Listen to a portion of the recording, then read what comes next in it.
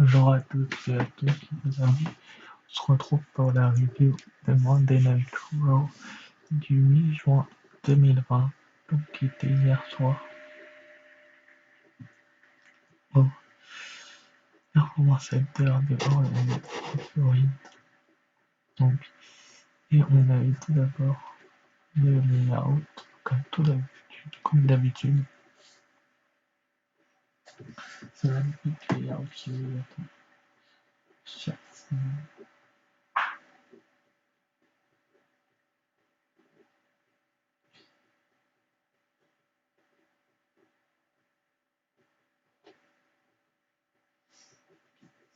Donc, chaque semaine, comme je disais. Donc, finalement, c'est la première fois Asuka et Alistair Black dessus. Plutôt cool comme pour ça en tout cas.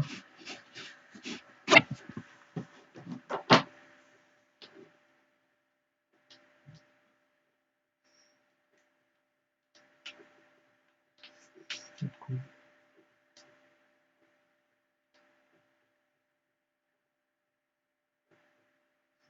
C'est cool.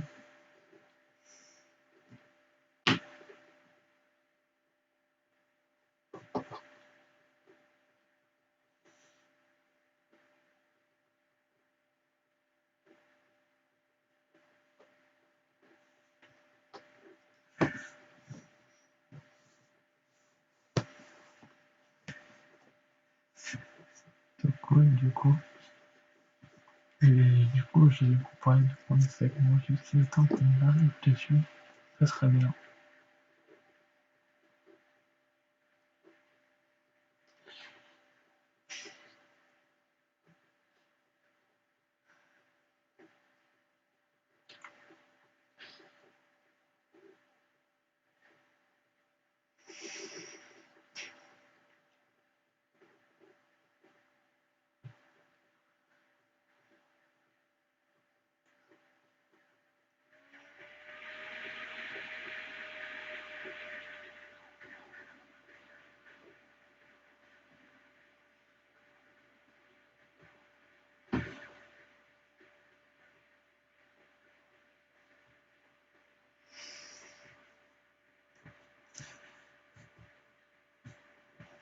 Et donc, ce premier segment était. Donc, on va arriver dessus dans quelques minutes, dans quelques secondes. Ça.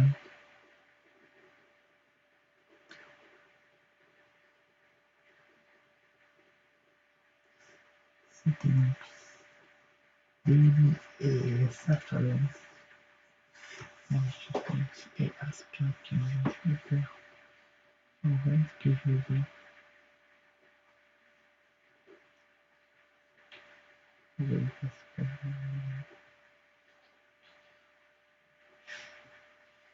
Donc, Asuka nous a dit que tout ça, chez elle, c'était sans doute ça.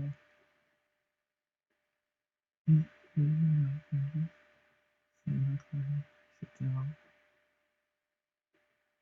Ensuite, le métier, ça va.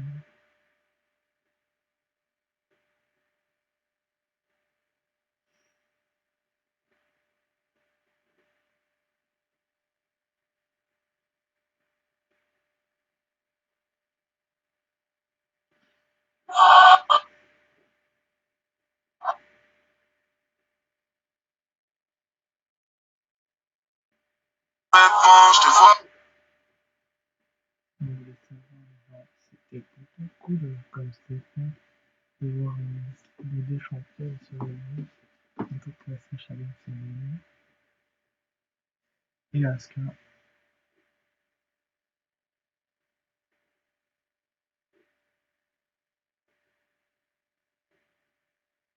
Et Asuka, donc, c'est ce qu'on fait entendre. Enfin, franchement, le segment était bien amené, mais ouais, je veux dire ça, le segment était bien amené. Mais il y a encore des choses à améliorer, malgré tout. Comme par exemple les choses qu'on dit Sacha Banks et Benny, comme quoi il fallait oublier Aska et que Rebalance battu les solutions Trump, on sait qu'il n'a pas besoin de se répéter et puis Aska est vraiment pas fini que c'est son Charlotte Flair ensuite est arrivé. Et puis il y a Iconic, ça nous a amené au premier match de la soirée. Mais bon, déjà la promo de Charlotte, quand tu regardes Charlotte, tu vois elle est excellente sur le ring. Et voilà quoi. Vous voyez ce que je veux dire. Après, Sacha Banks et Bayley vont deux fois.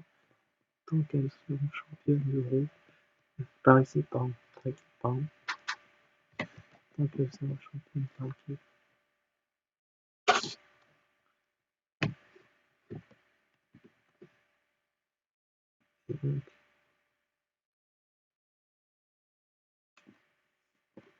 Donc c'était pas mal du tout. Comme petit segment, c'est vraiment la même chose. Et ensuite, après, on a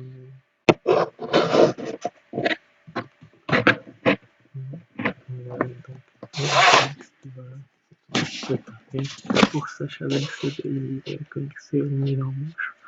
Envie de backlash, tiens à répéter parce que c'est pas tout le temps que je me répète, mais ça a été une mise en bouche.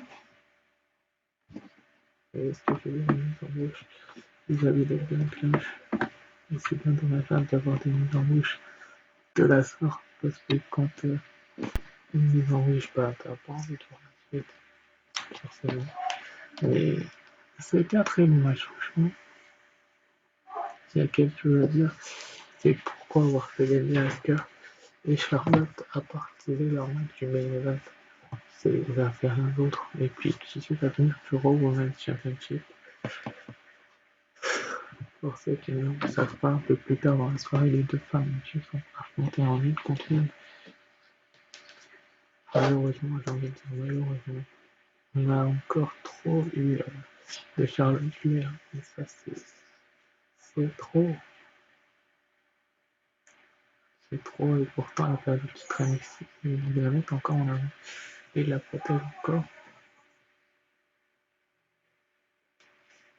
Mais mon sens surprise, c'est là qu'il transforme un peu ceux et le Scallop a eu raison. Mais Charlotte devait finir avec un match-up, mais c'est logique en fait que la championne d'amour, c'est pas savoir morte. Et c'est vrai que Charlotte Flair, hein, elle avait pas besoin de titre pour exister, mais toute compétitrice, Monsieur Fox Catch a besoin de titre. Et donc, c'est pour ça, je pense que Charlotte Flair a agressé assez pour lui faire comprendre qu'elle avait le titre. Qu'elle veut le titre. Voilà.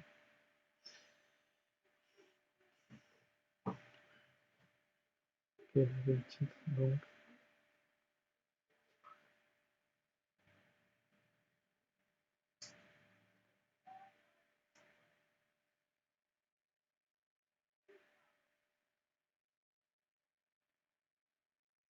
elle veut le titre, mais c'est bien dommageable.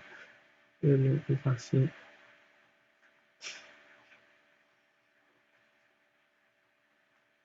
Si elle aurait pu l'amener autrement, justement, de dire qu'elle veut le titre, mais c'est comme ça. Les officiels ont décidé ainsi, mais franchement, est-ce que vous pensez que Charlotte a mieux le titre? Ça, je ne sais pas trop, on verra bien. Ensuite, après, on a eu Rey Mysterio qui nous a fait une mise à jour s'adressant à Seth Rollins qui lui a fait la bonne chose apparemment pour lui. Franchement, on est marre de cette rivalité. Mais quand on est marre, c'est marre. C'est-à-dire que C'est-à-dire qu'ils mettent trop Rollins en avant ces dernières semaines. Et c'est pas normal, les amis, de mettre autant Seth Rollins en avant. Il a beau être le Messi du lundi soir. Bah, c'est dommage que, que, que le show ait été tourné en Chine. Le show était en live, évidemment, pour ceux qui ne savent pas comment dire.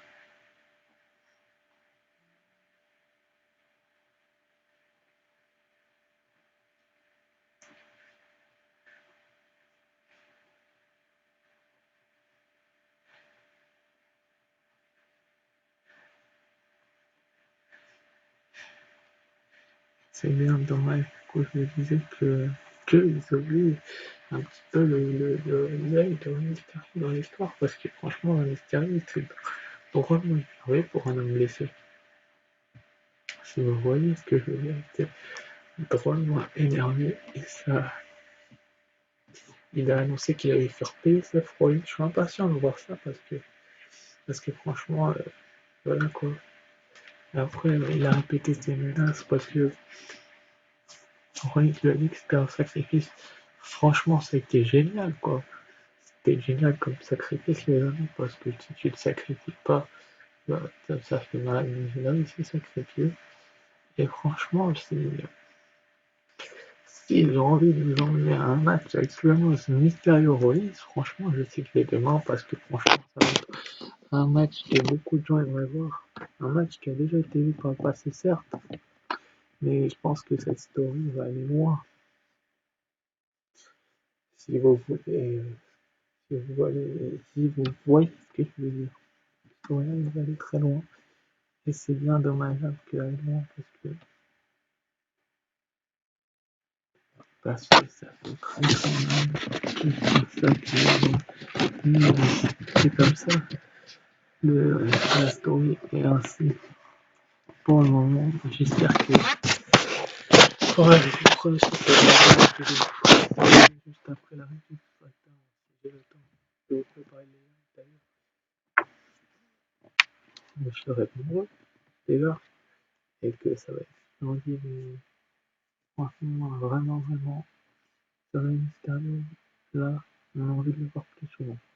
Suite après, on a eu Austin Theory, Aleister Black contre Humberto Carrillo, Aleister Black, pardon, contre Austin Theory et Murphy. Encore une victoire de Black et de Carrillo.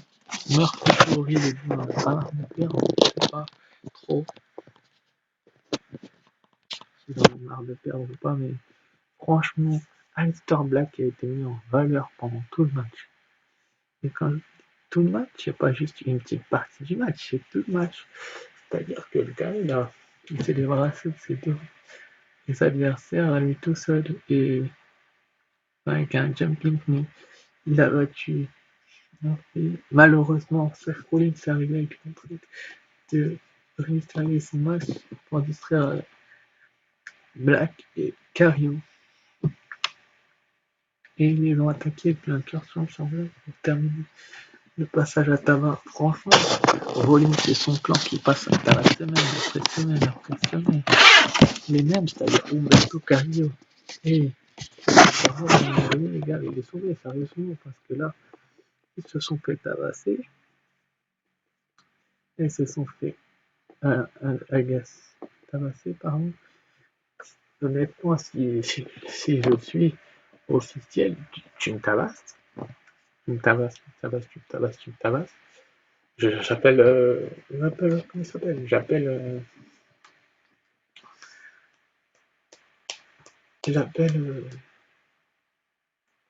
j'appelle un officiel, quoi.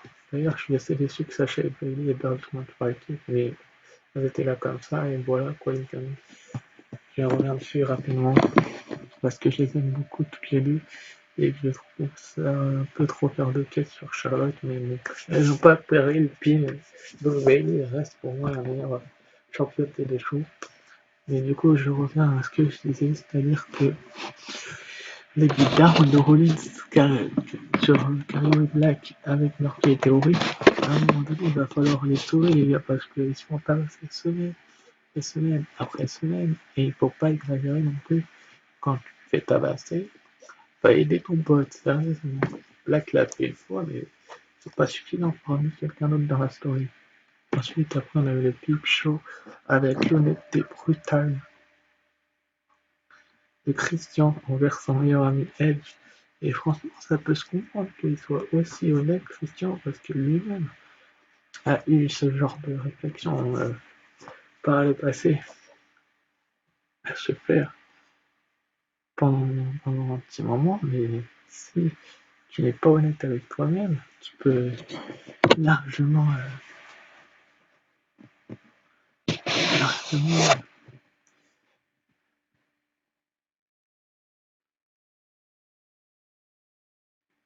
largement être supérieur à tes rivaux. Et comment il faut les expliquer ça clairement? Et vous allez vous faire détruire, quoi. C'est dit comme ça, c'est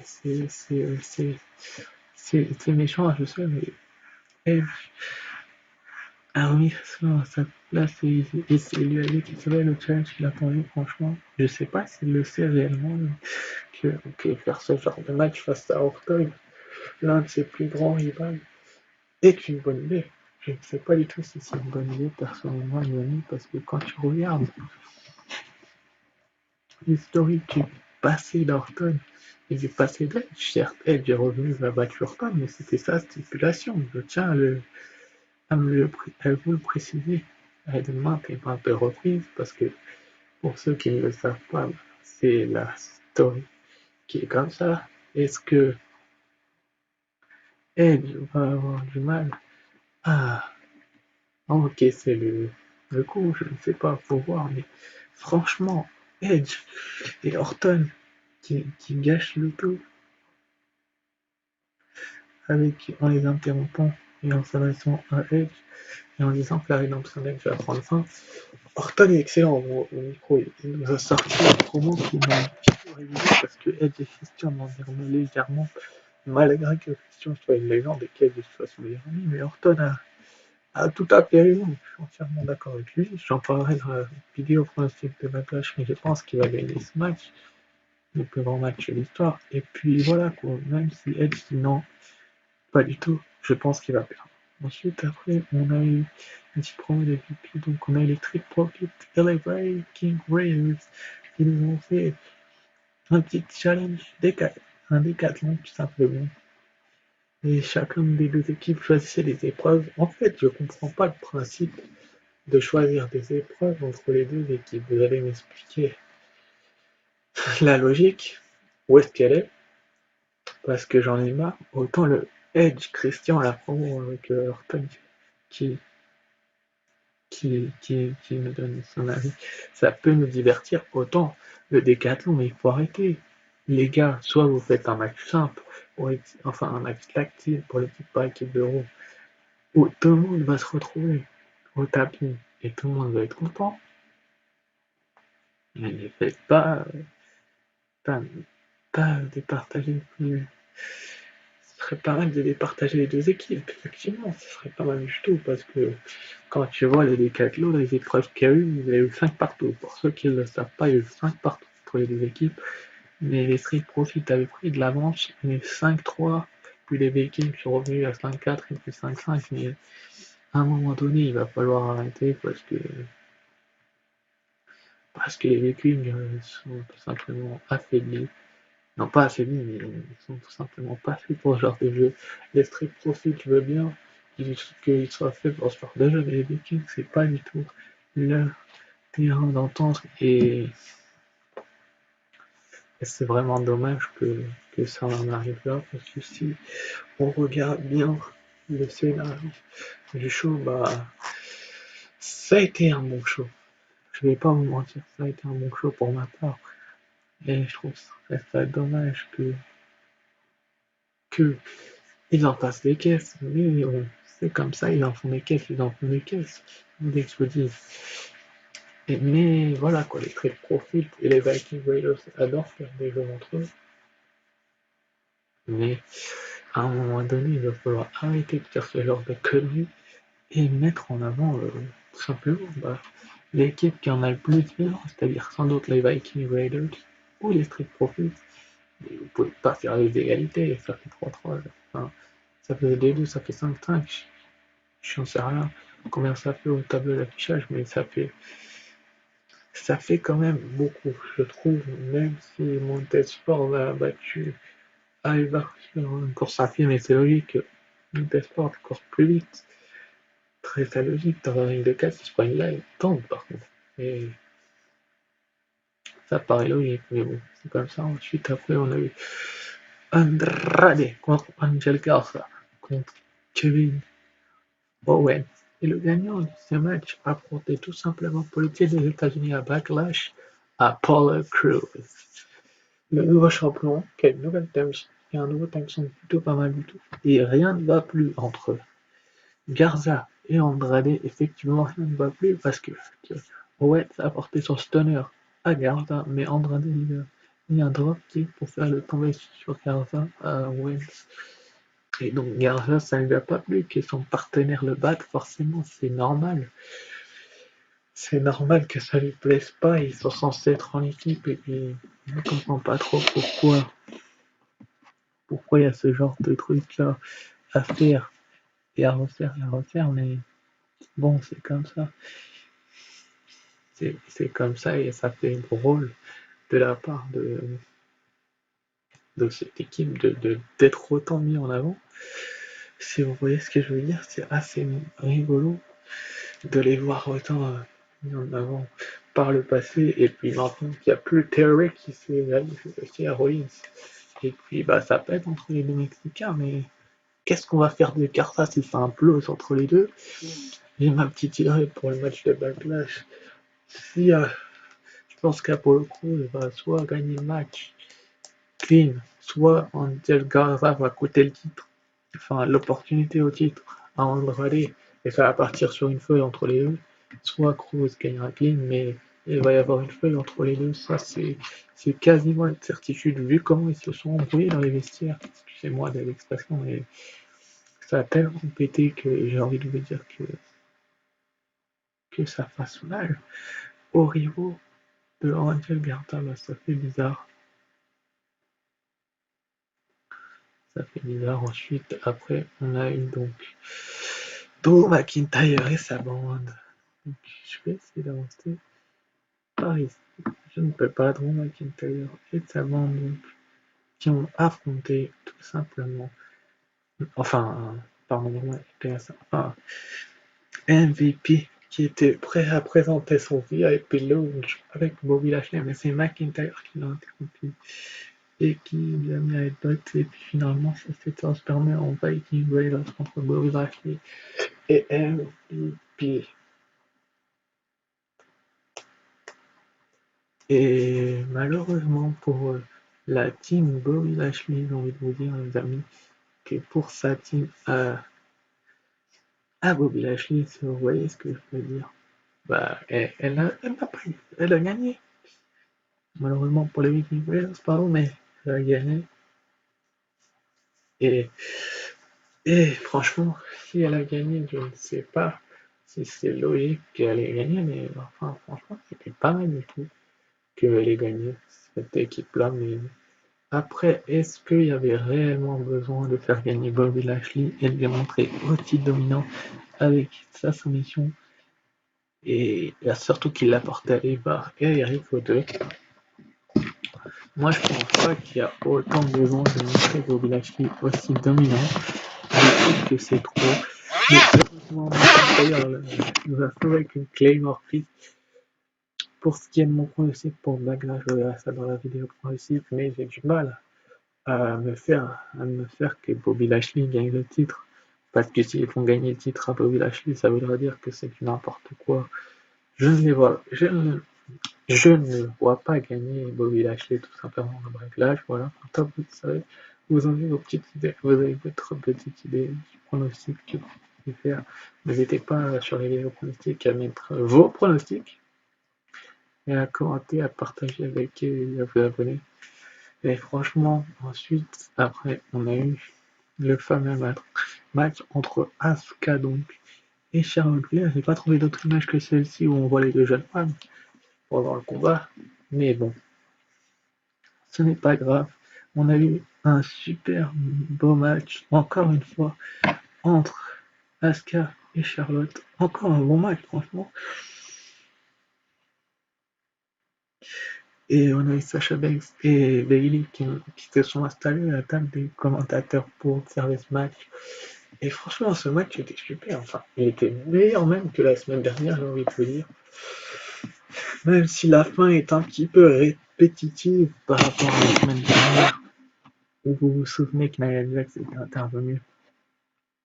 Bah, du coup, vous avez la preuve que Nia Jax est intervenu. Encore une fois, mais là, c'était un match de. C'est vrai qu'il y a eu beaucoup de distractions dans ce match, c'est vrai. Et finalement, il y a eu les Iconics qui sont venus attaquer Sasha Banks et Bayley. Et ils ont été bannis des abords du coup, après la publicité. Et c'est Nia Jax qui a distrait Asuka finalement pour la faire perdre.